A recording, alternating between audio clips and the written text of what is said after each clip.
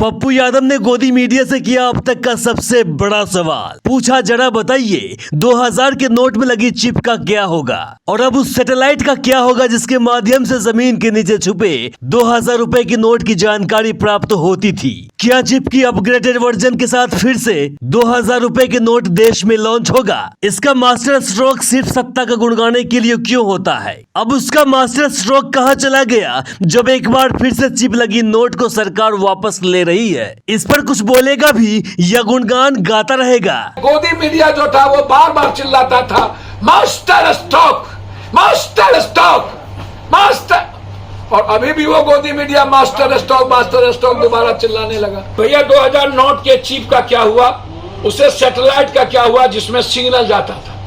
क्या वो चिप फिर से 2000 इसीलिए ले लिया गया कि चिप को फिर से रिहेबिलिटेशन किया जाए? चिप में चीजें खत्म हो गई।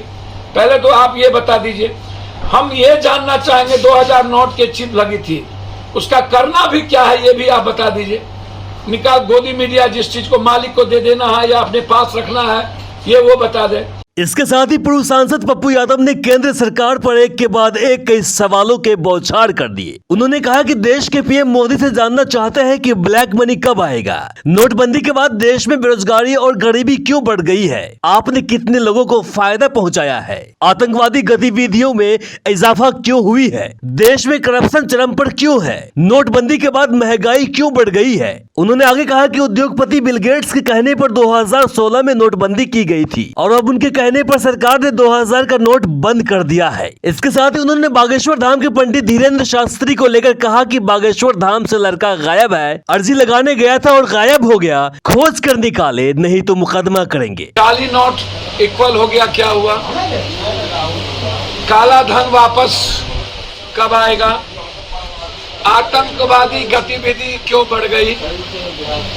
और भ्रष्टाचार दुनिया के प्रचंड पर क्यों चला गया? नोटबंदी के बाद महंगाई इस देश की जिंदगी को नासुर क्यों बना दिया? नोटबंदी के बाद इस देश की बेरोजगारी दुनिया में सबसे ज्यादा क्यों बढ़ गई? नोटबंदी के बाद गरीबी इस देश की दुनिया में सबसे ज्यादा क्यों बढ़ गई? और बिल गेट्स के कहने पर, बिल गेट्स क्यों? बिल गेट्स इस बार भी ये बिल गेट्स के कहने पर 2000 लाया। बिल गेट्स चाहता है कंप्लीट हर चीजों को डिजिटल कर देना दुनिया में, ताकि इन बाहर के लोगों को भारत की एक एक चीज कब्जा में करके रखने का उनका जो प्लान है डिजिटल मीडिया का, डिजिटल, वो बिल गेट्स उसमें पूरी साजिश उसमें रच ली।